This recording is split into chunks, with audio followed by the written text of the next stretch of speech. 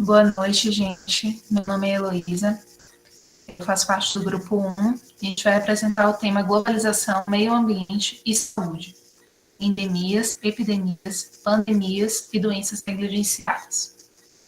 O grupo é composto por Beatriz Moreira, Crislândia Souza, Felipe Alexandre, eu, Heloísa Sturaro, Erla Mello, Caíque Oliveira, Luiz Eduardo Moreno e Natália Ribeiro.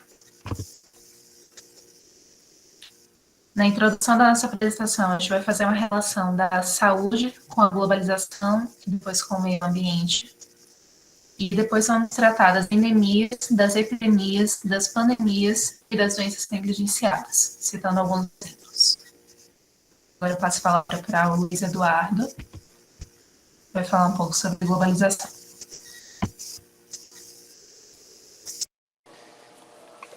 A globalização é um processo de expansão econômica, política e cultural a nível mundial, marcado pelos avanços nos meios de transporte e comunicação. Esse processo se inicia com o fim da Guerra Fria, quando o bloco dos países socialistas deixa de existir e o capitalismo se torna hegemônico no mundo. Há três tipos de globalização: a globalização econômica, a cultural e a globalização da economia. Globalização econômica é a troca de mercadorias, serviços e capitais pelo mundo com o mínimo de barreiras alfandegárias. Esse fenômeno se intensificou na década de 60, com a terceira revolução industrial, apoiada pelas novas tecnologias, como os satélites e os computadores. Através dos blocos econômicos, os países se associam para estimular relações comerciais. O objetivo desses blocos é criar uma zona livre de comércio, onde mercadorias, capitais e pessoas possam circular sem pagar impostos. Um bom exemplo disso são a União Europeia e o Mercosul. A globalização cultural é a troca de costumes, culturas e tradições típicas. Isto ocorreu devido aos novos meios de transportes, que são trem, automóvel e avião, que nos permitiram estar em diferentes partes do mundo em pouco tempo. A maioria desses costumes vem dos países desenvolvidos, que dominam os meios de comunicação, influenciando os países em desenvolvimento. E um exemplo perfeito disso é o Halloween, que é uma tradição da América do Norte que se espalhou pelo mundo. A globalização da informação. Os principais responsáveis por essa globalização da informação foi o desenvolvimento das tecnologias com destaque para a televisão e a internet, que ficou possível sabermos de notícias do outro lado do mundo que antes demoravam dias ou até meses para chegar em poucos instantes. Pode passar. Bem, há uma relação mútua entre globalização e urbanização, visto que o meio urbano estrutura e é estruturado pelo processo de integração espacial e econômica da sociedade global. Com o advento do sistema capitalista e dos sucessivos processos de industrialização, as grandes cidades estavam atreladas ao desenvolvimento de suas indústrias, com suas respectivas capacidades de geração de emprego. E muitas vezes as condições precárias do campo e a promessa de uma vida melhor na cidade impulsionam essa migração, denominada de êxodo rural, que aconteceu no Brasil a partir da década de 30. Houve inúmeros efeitos da globalização sobre as cidades. Pode-se citar como exemplo a formação das grandes metrópoles e suas regiões metropolitanas, com grandes aglomerados populacionais. Além das metrópoles, surgiram as chamadas cidades globais, que podem ser definidas como pontos da rede econômica e política global.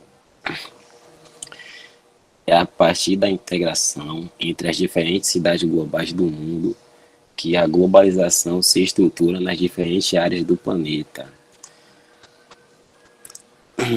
O processo de globalização não se dissemina de maneira homogênea e igualitária pelo mundo, estruturando-se assim a partir de hierarquias que obedecem às lógicas econômicas internacionais.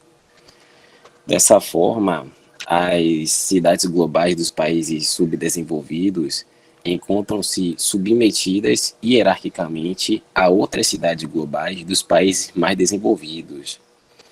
E que no espaço urbano essas desigualdades também se apresentam, visto que a atividade exercida pelos polos industriais sobre a massa de mão de obra provocou a explosão dos grandes polos urbanos que não receberam a provisão de habitações e infraestrutura que garantisse qualidade de vida a essa população, acarretando assim na informalidade urbana, que diz respeito às inadequações das habitações e à ausência de infraestrutura, que acarreta no processo de periferização. Nesse processo de periferização, a gente acaba tendo como consequência, né,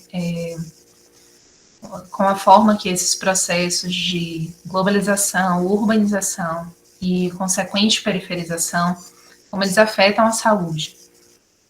Uma consequência principal que a gente vê atrelado a tudo isso é a mínima ou nula assistência do Estado a essa parcela da população, cujos exemplos cotidianos que a gente tem é a precariedade ou inexistência do saneamento básico nessas regiões.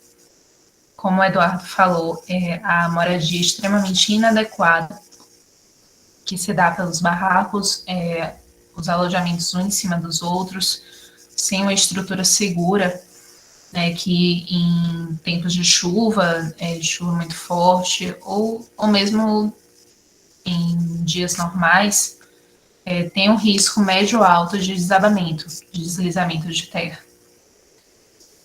Atrelado a isso, a gente tem também, para essa parcela da população, um acesso à saúde bem dificultado, pela distância dos hospitais, das UPAs também, da precariedade, né? Essa é a palavra, dos atendimentos nessas regiões. E também temos o raro, né, acesso a fontes seguras de informação, principalmente no que diz respeito às informações de saúde,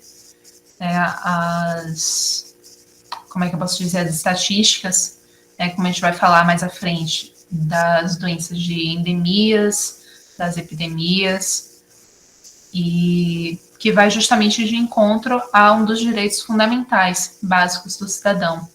Está presente no artigo 196 da Constituição Federal de 1988, que diz que a saúde é direito de todos e dever do Estado, garantido mediante políticas sociais e econômicas que visem a redução do risco de doença e de outros agravos, e ao acesso universal e igualitário às ações e serviços para sua promoção, proteção e recuperação.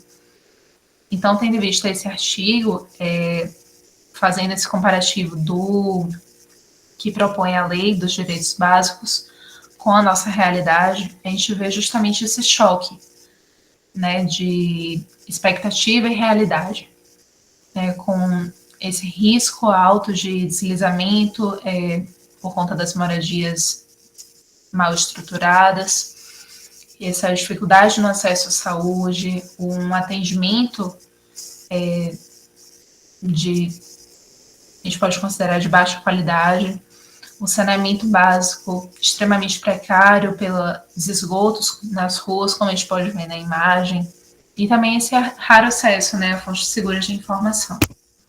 Por outro lado, a globalização, ela também trouxe para a saúde muitos pontos positivos, que a gente pode ver através das inovações tecnológicas, né, no pró e no diagnóstico. A gente tem as inovações através das cirurgias robóticas e minimamente invasivas, que reduz consideravelmente os riscos, né, cirúrgicos de provocar grandes hemorragias, alguns alguns erros, né, que acabam sendo riscos mesmo nas cirurgias comuns. A gente também tem como inovação, como contribuição, né, da globalização para a saúde, a engenharia genética, através dos testes genéticos, do mapeamento, os testes de paternidade. Hoje em dia a gente também pode contar com testes genéticos metabólicos que conseguem mapear toda a construção metabólica do indivíduo, indicando desde os alimentos que eles têm alergia, ao tipo de dieta que aquele indivíduo deve seguir, testagem de medicações, testes genéticos para pacientes oncológicos. Então, é um leque imenso que essas inovações tecnológicas, né, que a globalização trouxe para a saúde, contribui para a nossa sociedade. Além disso, a gente tem também as impressões em 3D de órgãos, que facilitam muito a questão dos transplantes, né, de urgência, emergência, porque não acaba abrindo espaço para não precisar tanto da morte, né, de outras pessoas para poder fazer essa doação, esse transplante. E também temos as inseminações artificiais, que o principal, né, objetivo, que é permitir, possibilitar a gestação e a maternidade em mulheres inférteis ou casais com dificuldade de engravidar. Temos também, em alguns casos, a possibilidade, né, a permissão da gestação em casais homossexuais femininos, que, enfim, de um modo geral, abre esse leque de possibilidades, né? Graças a isso, isso a gente se dá graças às inovações tecnológicas que a globalização possibilitou. Oi, eu sou Natália, vou falar sobre o meio ambiente e saúde. O meio ambiente consiste em um conjunto de aspectos físicos, químicos e biológicos que compõem a natureza do planeta Terra. A saúde dos seres vivos em geral está intimamente ligada ao meio ambiente e a mais sutil das alterações pode modificar a saúde de todos. Um ambiente saudável resulta em um corpo e uma mente saudável.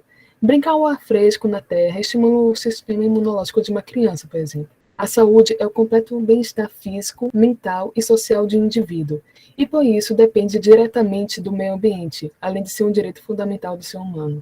O meio ambiente não se define apenas pela natureza em si. Ele engloba fatores biológicos, químicos, físicos e socioeconômicos. Esses fatores acarretam na implementação de diversas indústrias, o que vem a gerar quantidades elevadas de resíduos. Estes que irão prejudicar drasticamente o ambiente. Sobre a relação com a urbanização, de acordo com a Revista de Saúde Pública, edição de 2021, a taxa de mortalidade de pessoas idosas relacionadas ao aumento de temperatura, estatisticamente falando, elevou-se em mais que a metade. Uma situação demasiada alarmante para a saúde da população. Ademais, tal fator resulta em um ambiente propício para o desenvolvimento de várias doenças relacionadas à desidratação e aos sistemas metabólicos em geral. Patologias essas que afetam os mais vulneráveis, como, por exemplo, crianças, idosos, populações carentes e minorias étnicas. Até o presente momento, esse pareceu ser um problema recorrente, em especial para os países em desenvolvimento ou subdesenvolvidos. Entretanto, as consequências afetam a todos, como é explicitado no artigo. O X da questão é que não adianta a elaboração de metas globais até meados destes séculos se elas não forem tratadas e executadas com a urgência que deveriam, haja vista que nem mesmo as metas estipuladas para a década de 2010 foram alcançadas. As metas que visam a substituição gradual das energias usadas atualmente pelas alternativas renováveis devem ser tratadas com prioridade, pois refletem direta e indiretamente em todos os aspectos, tanto sociais quanto globais. Isso sem falar dos resíduos sólidos, incluídos das instituições de saúde, os quais possuem diversas substâncias tóxicas em sua composição química, além de um período de degradação prolongado, prejudicando a saúde dos seres vivos em geral, e, por consequência, interferindo nos ciclos naturais do planeta, o qual não se adaptou às mudanças extremamente dinâmicas e destrutivas geradas pela intervenção humana. Algumas das consequências mais diretas dessa questão, as quais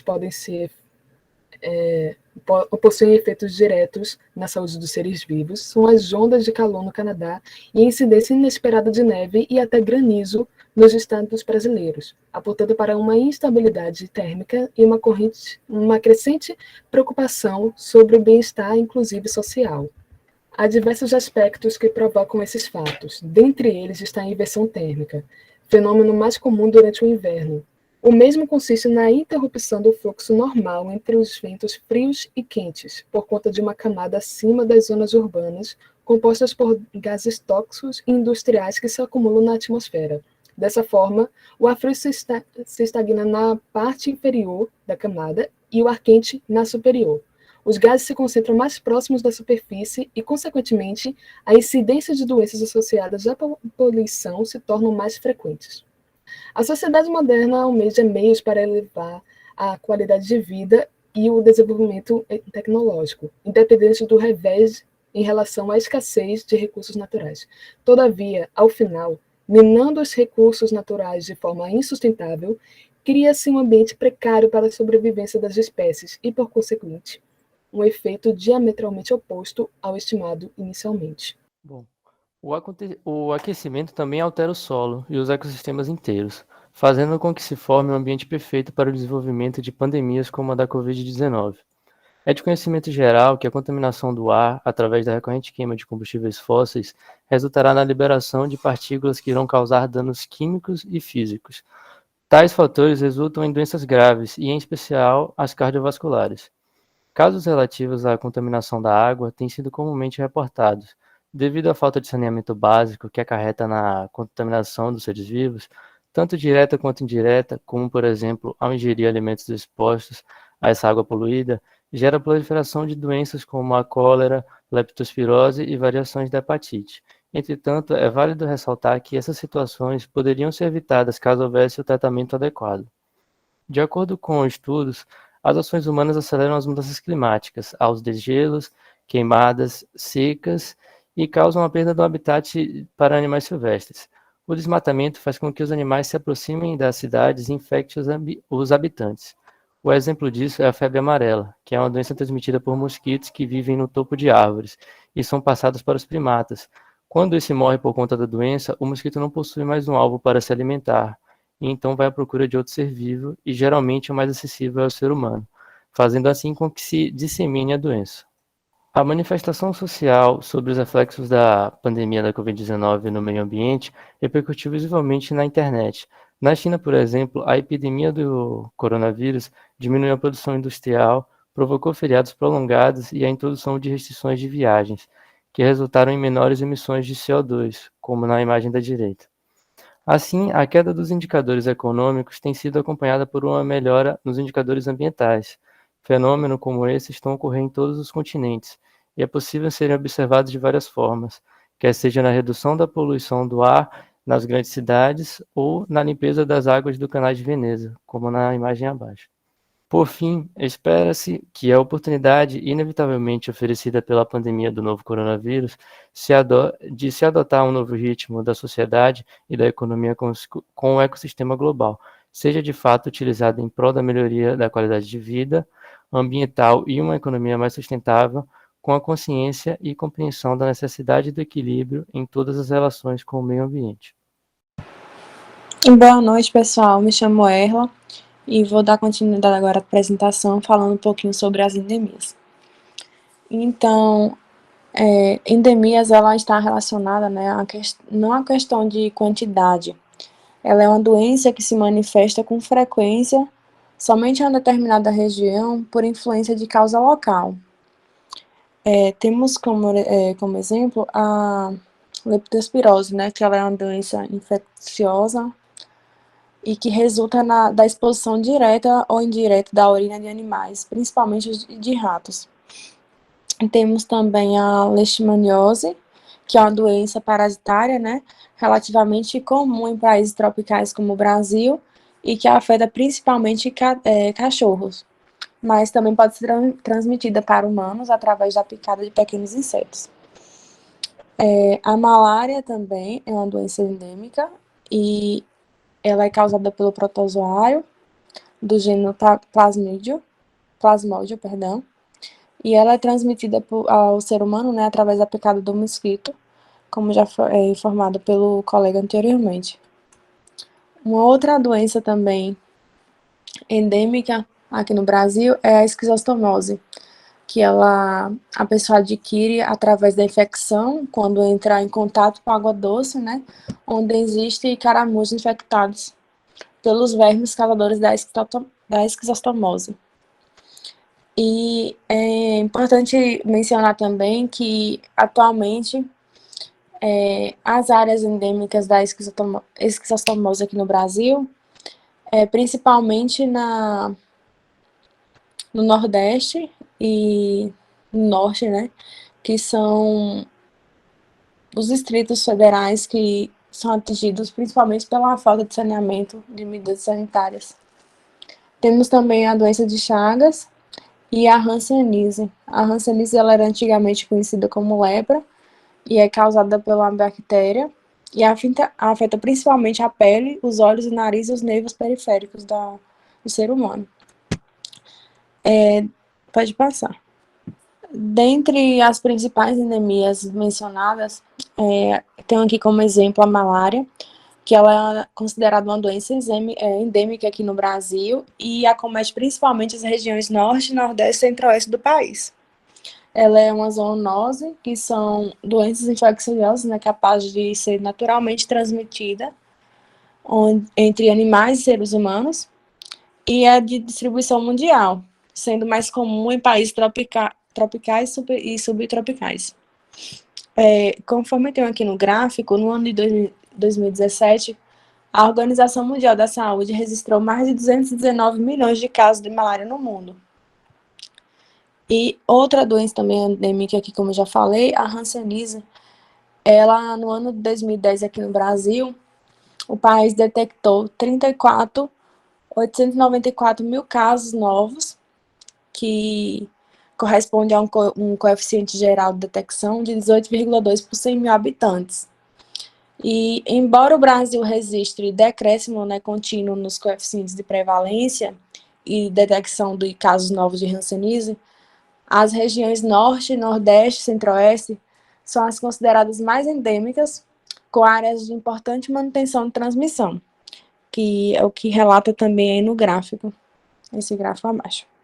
O profissional responsável pela atuação no campo das doenças endêmicas é o agente de combate a endemias, que tem como sigla o ACE. E as atividades comuns, né, dos agentes de combate a endemias e também do agente comunitário de saúde tem como base de vigilância, prevenção, controle de doenças e promoção da saúde. Temos aqui as fotos dos agentes de comunitários de saúde. Boa noite, gente. Meu nome é Beatriz. Eu vou falar sobre as epidemias que aconteceram no Brasil. Primeiro, precisa ter em mente que uma epidemia ela é caracterizada pelo aumento do número de casos em diversas regiões, estados ou cidades, e sem que atinja níveis globais. Como a gente viu anteriormente com os colegas, o processo de urbanização e industrialização provocou grandes transformações sociais. Isso aumentou a ocorrência de epidemias que geram impactos a nível individual e coletivo, sobretudo no que se diz respeito ao sistema de saúde. Então, se tornaram necessárias ações voltadas para o tratamento, bem como a prevenção das doenças, como exemplo, campanhas de vacinação e a educação sanitária da população. As principais epidemias que atingiram o Brasil foram as arboviroses, sendo a primeira delas, que inclusive foi a primeira grande epidemia que o Brasil enfrentou, que foi a febre amarela, em 1850. E como essa epidemia aconteceu antes do nascimento da medicina social, os cuidados que a população recebia era amparado pelo conhecimento médico quem tinha condições e quem não tinha dependia de caridade e era amparado pelo conhecimento popular. E depois, no início do século XX, a gente teve a varíola, que foi a doença que aconteceu a revolta da vacina, e a postura das autoridades nessa época foi fortemente inspirada pelo sanitarismo da medicina urbana francesa e da medicina da força de trabalho da Inglaterra, com forte presença de uma polícia da saúde. E disso, junto com a desinformação da população, foi que surgiu a revolta da vacina. É uma curiosidade que a doença retornou em 1908, mas por conta de um processo de conscientização, a atitude da população foi diferente, e ao invés de se revoltar para não se vacinar, foram eles mesmos que procuraram os postos de vacinação. E aí, em 2018, a gente teve a gripe espanhola, com o vírus influenza H1N1, e a principal dificuldade para conter essa doença eram os grandes conglomerados urbanos que jogavam a contaminação lá no teto. Principalmente a cidade de São Paulo, por exemplo, que recebia quantidades, fluxos imensos de imigrantes. A partir de 1930, a gente começou a ter surtos separados em diferentes estados da leishmaniose. Hoje em dia já existe uma vacina, só que ela é aplicada nos cães e isso consegue quebrar o ciclo da doença. Também as outras duas arboviroses principais que a gente teve aqui no Brasil foi o Zika vírus e a febre do chikungunya, que foram em épocas próximas, e ambas são arboviroses, assim como a febre amarela. Além disso, é importante ressaltar que mesmo agora, em tempos de pandemias, as epidemias e as endemias, elas não se extinguiram e elas continuam sendo uma questão de saúde pública. Como a gente sabe, outras pandemias estão previstas para acontecer, ainda que não se tenha conhecimento do tempo exato. Então, é imprescindível a preparação não somente para enfrentar essas futuras pandemias, mas também para que se consiga lidar com as outras doenças que afetam o cotidiano da população. E assim eu termino minha fala e passo a palavra para a colega. Boa noite, meu nome é Crislândia, eu vou estar falando um pouco sobre as pandemias e gostaria de começar falando sobre a etimologia da palavra pandemia, que vem do grego, pandemias, e significa todo povo. Mas o que é uma pandemia? O que significa uma pandemia? Pandemia é justamente quando uma enfermidade ela atinge níveis mundiais, ou seja, quando um determinado agente ele se dissemina em diversos países ou continentes, usualmente afetando um grande número de pessoas. Quem define se uma doença ela é pandêmica ou não é a Organização Mundial da Saúde, a OMS, e ela pode conversar com um surto ou uma epidemia. Ou seja, surtos, epidemias e pandemias, elas possuem a mesma origem. O que vai diferenciar uma da outra é justamente a escala de disseminação dessa doença. E agora a gente trouxe para vocês algumas informações sobre as principais pandemias que atingiram o mundo ao longo dos tempos. Inicialmente, a varíola. A varíola ela é causada pelo Otopsvírus variole, e ela teve uma grande importância na saúde pública entre os séculos 10 e 20, desculpa. Ela esteve na Idade Média juntamente com a peste negra. A origem da varíola ela ainda é muito discutida e controversa. Apesar de deixar cicatrizes quase patogonômicas, existem poucos relatos indicativos da doença antes do século X. Os primeiros relatos eles ocorreram a partir da era cristã, principalmente a partir do século VI, e a doença se tornou mais evidente em grande concentração de pessoas e o surgimento de grandes cidades, ao longo dos vales dos rios como Nilo, Tigre e Eufrates. Outra hipótese é que a varíola ela tenha se originado da Índia, em 1762. Essa tese era defendida de acordo a um livro sagrado, onde a varíola ela existia há séculos na Índia. Ao crescimento da população ao longo dos grandes rios na Ásia, a varíola se fixou, por assim dizer, nessas regiões, e se espalhou para a Europa e para o Japão, que eram justamente rotas de mercadores das regiões onde estão a atual Grécia e Itália. A varíola hoje, ela é uma doença erradicada, porém ela teve aproximadamente 300 a 500 mil mortes. E sua transmissão é dada por produtos sanguíneos, gotículas, respirações de ar. Eita, desculpa. Gotículas. Sua transmissão é dada por produtos sanguíneos, gotículas respiratórias no ar, contato com a pele, saliva e toque em superfícies contaminadas. A peste bubônica, ou a peste negra, ela se deu entre 1347 e 1350. A sua origem, acredita-se que foi na Ásia, mais especificamente na Índia e na China. Sua transmissão é através de pulgas, ratos, e ela foi uma pandemia que acometeu a Europa no século XVI, provocada pelo bacilo Yersinia pestis e deflagrada a partir do ano de 1348. Esse acontecimento ele figurou entre aqueles que caracterizam a crise da Baixa Idade Média. Aproximadamente um quarto da população na Europa sucumbiu a essa doença, o que provocou um dos maiores decréscimos demográficos da história. Inicialmente, os principais agentes transmissores da doença eram os ratos e as pulgas, como eu já falei anteriormente, que se proliferam com facilidade, tanto nas cidades como nos vilarejos, por menores que sejam em razão de condições precárias de saúde, porque nessa época não existia um saneamento básico adequado e as ruas elas eram extremamente sujas. Os ambientes de convivência comunitária e convivência familiar não existia essa preocupação com a saúde pública.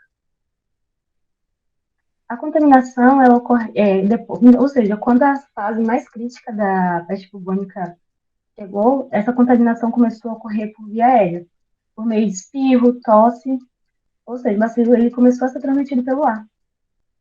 E recebeu esse nome, esse apelido de peste negra, porque causava manchas negras na pele da pessoa, fruto das infecções provocadas pelo bacilo. Essa peste também ficou conhecida como peste bubônica por provocar bubões ou bulbos, isso é, inchaços infecciosos no sistema linfático, sobretudo nas regiões da axila, virilha e pescoço. A gripe espanhola, ela acredita que ela se deu início em 1918. Não se sabe o lugar exato onde essa gripe surgiu, mas o surto ele se aproveitou da Primeira Guerra Mundial. E ele se espalhou rapidamente pelo mundo, causando a morte de 50 milhões de pessoas, aproximadamente, embora alguns falem que essa estatística chegue a 100 milhões de mortes. Existem algumas teorias a respeito de que o provável local da origem da gripe espanhola seria Estados Unidos, China e Reino Unido. Se aceita que a teoria mais aceita é que surgiu nos campos de treinamento dos Estados Unidos. Isso porque os primeiros casos da doença foram registrados lá. Na época que a gripe espanhola se espalhou, as grandes potências elas estavam envolvidas no conflito da Grande Guerra Mundial. Por essa razão, a imprensa desses países sofria forte censura e não divulgavam notícias da gripe espanhola, porque essas notícias poderiam afetar a tropa e diminuir a moral dos soldados. Sendo assim, o único país que divulgava as notícias era a Espanha. E é justamente por isso que é conhecida como a gripe espanhola, e não por ter sido criado na Espanha, mas porque era o país que noticiava as notícias dessa nova pandemia. Afinal, ela não estava envolvida na Primeira Guerra Mundial. A cólera. Acredita-se que a cólera, ela teve, na verdade, não uma pandemia, mas 7. 7 grandes pandemias. A primeira, ela se deu em 1817 e foi até 1824. E sua maior disseminação foi na Bengala. A segunda, 1826 a 1837.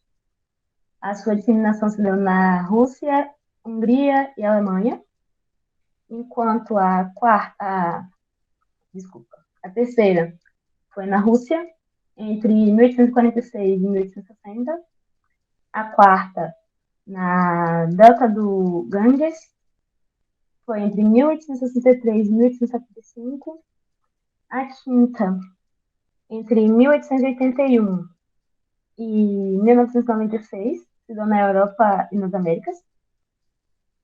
A sexta, 1899 a 1923, se deu no Império Otomano.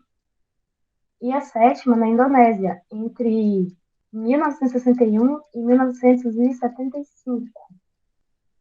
E a cólera ela é causada pela ação de uma toxina liberada por dois sorogrupos específicos da bactéria Vibrio cholerae.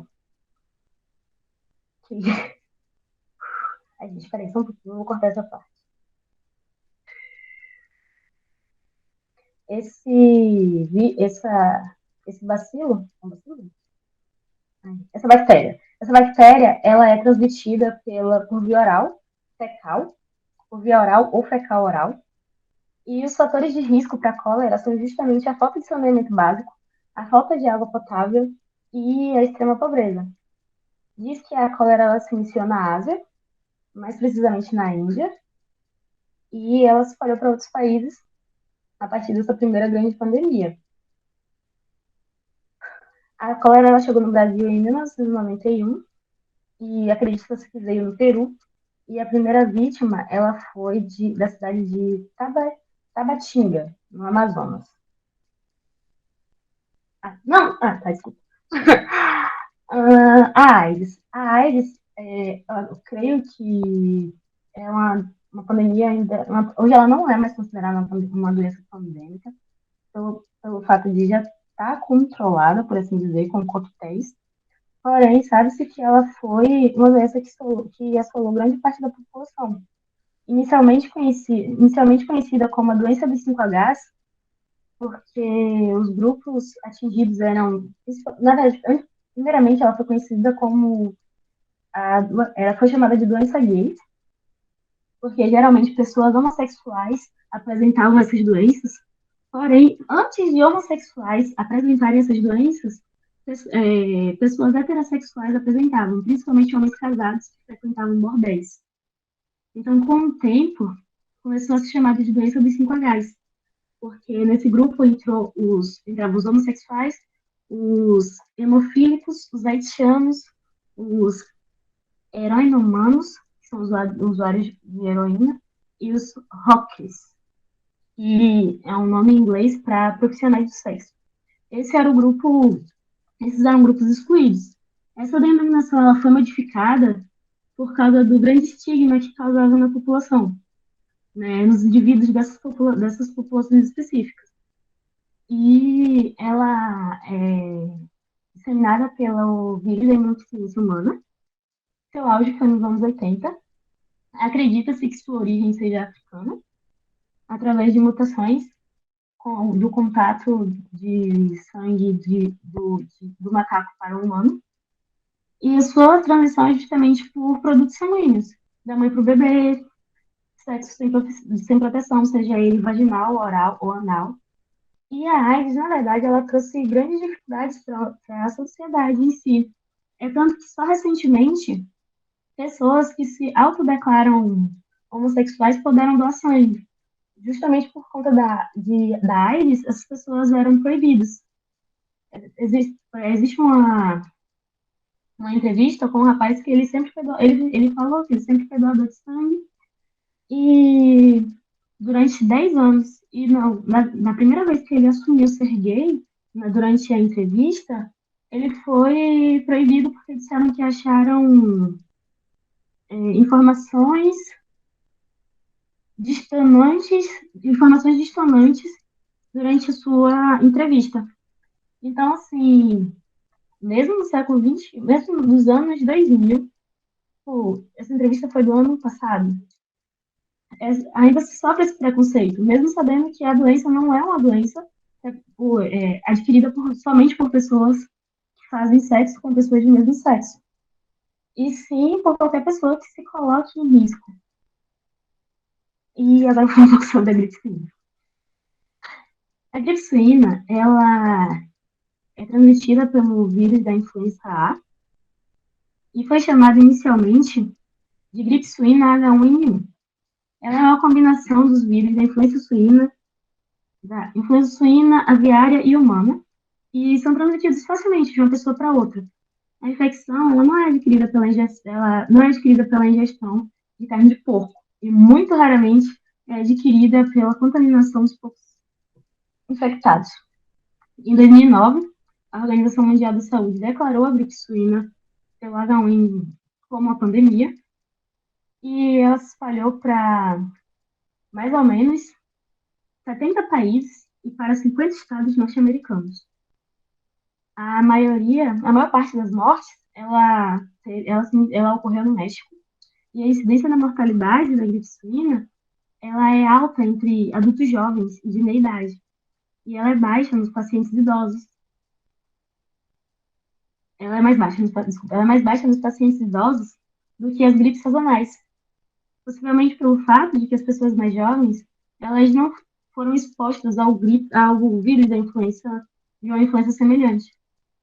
Essa pandemia entrou em período de pós-pandemia em agosto de 2010, e o nome do vírus ele foi padronizado para influenza A, a fim de denotar a pandemia e distinguir o vírus das suas cepas sazonais, H1N1 e da cepa H1N1 pandêmica de 1918. E atualmente, a gripe suína ela é controlada pelas vacinas de gripe sazonais. A Covid-19, ela é justamente a pandemia mais recente que o mundo viveu. Porque acho que todo mundo presente aqui que tem um conhecimento sobre essa nova pandemia, porque está vivendo de forma mais intensa. Não sei se alguém aqui conseguiu pegar alguma outra pandemia, a da gripe suína, por exemplo, mas eu acho que a da Covid-19 é a pandemia que mais afetou, por assim dizer, o mundo em geral. Afinal, restrições de tudo que fazemos, de lugares que podemos ir, de tudo. Ou seja, a nossa vida começou a rodar em torno de um vírus, de uma coisa que a gente não vê. Mas o que é a Covid-19? A Covid-19 ela é transmitida pelo SARS-CoV-2. Tem início no ano de 2019. Acredita-se que a sua origem seja de Wuhan, China. E a OMS declarou a Covid-19 como pandemia justamente por causa do grande índice de países que o vírus atingiu e a pequena quantidade de tempo. Sua transmissão é justamente por gotículas de saliva, espirro, tosse, catarro, contato pessoal, e é justamente por isso que é indicado o uso de máscaras, para poder evitar adquirir o vírus.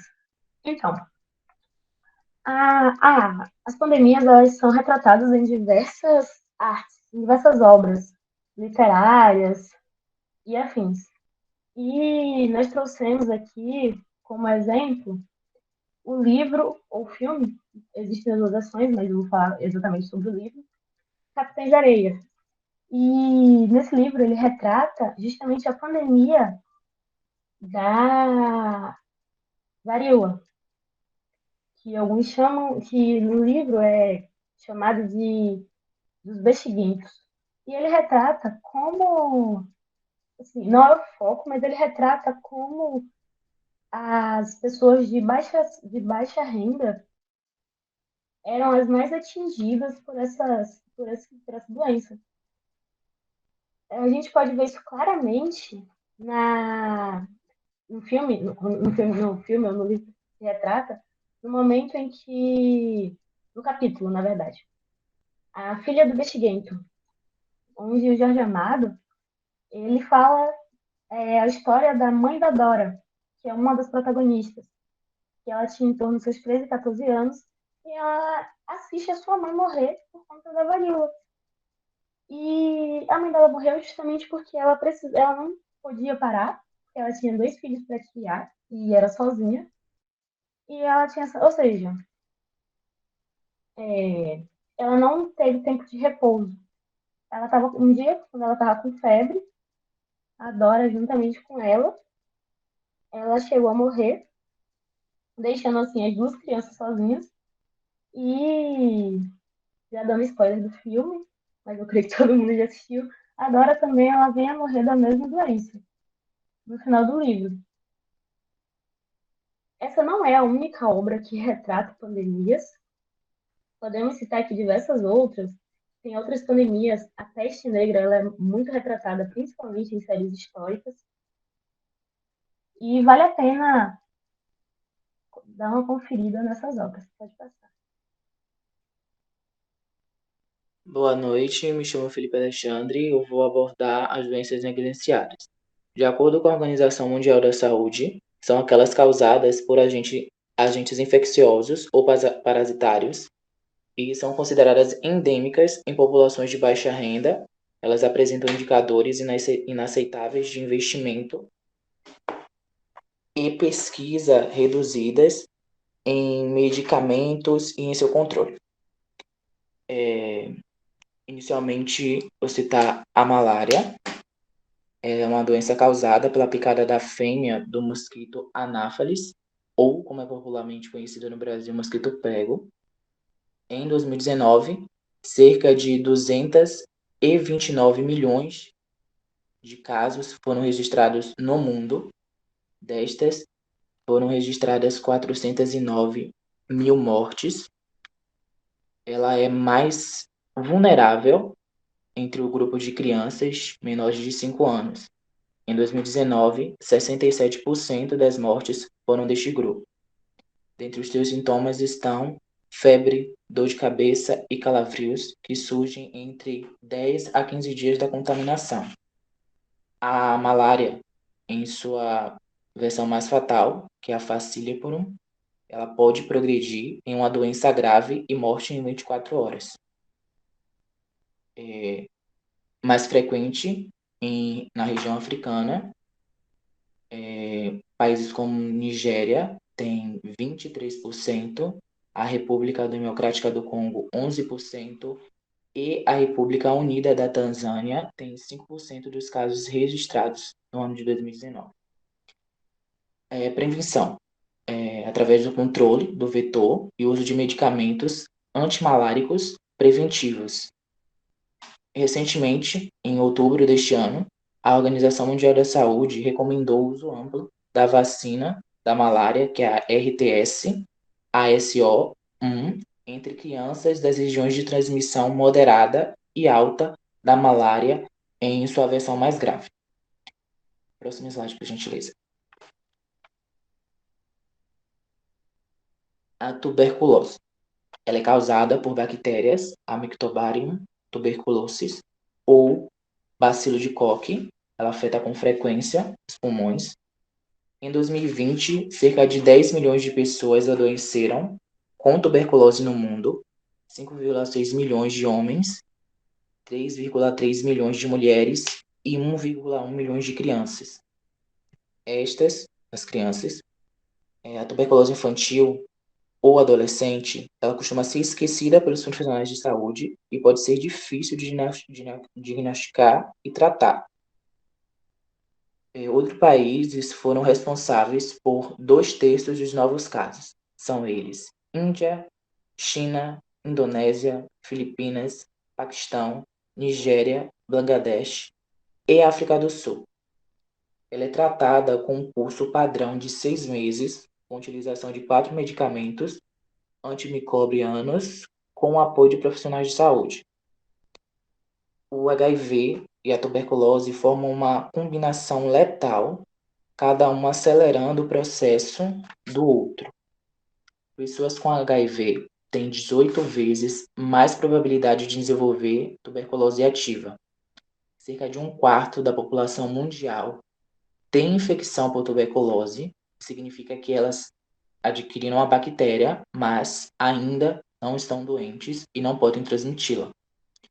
Dentre os sintomas estão tosse, febre, sudores noturnos ou perda de peso. Eles podem ser leves e durarem muitos meses. Próximo slide.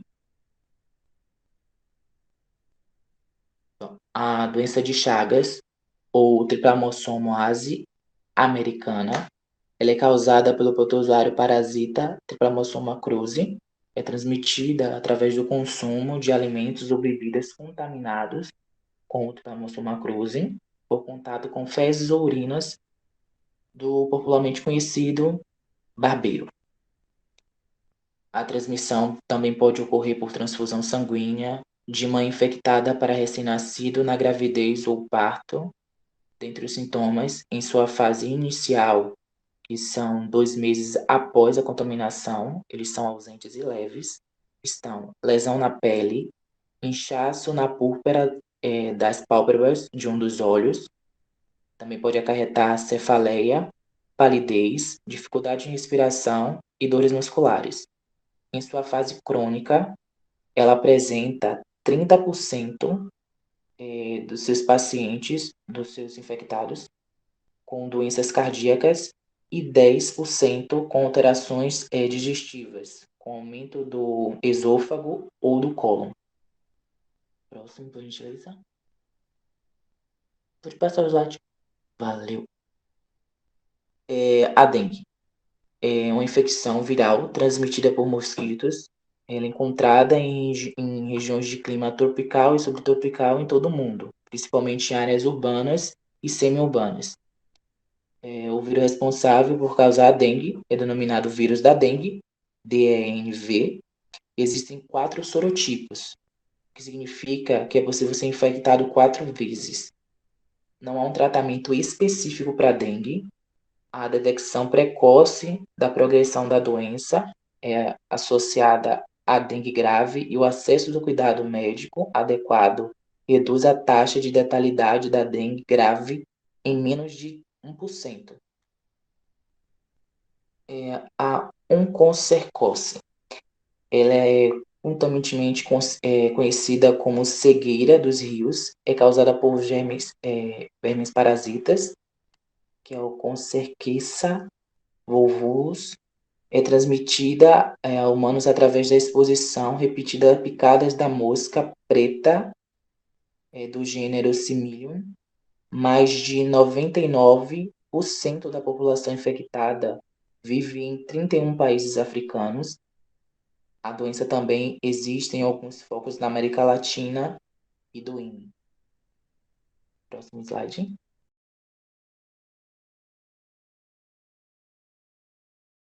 A doença do sono. Ela é causada por parasitas transmitidos pela mosca TCTC.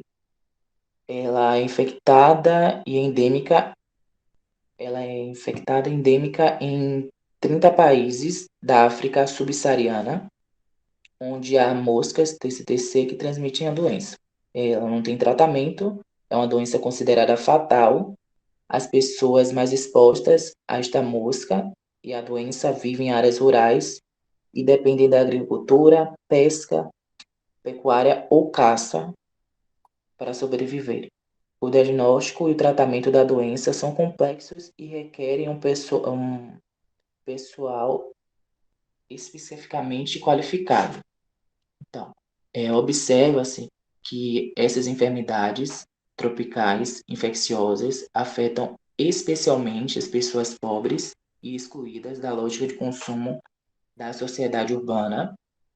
O desenvolvimento de vacinas e medicamentos são escassos em relação a muitas das quais citei aqui, algumas outras, que nem sequer há um profissional adequado para o atendimento. Então, pessoal, gostaria de estar, em nome do grupo, gostaria de estar agradecendo a todos pela atenção. Estamos disponíveis para dúvidas, perguntas, observações, elogios, críticas.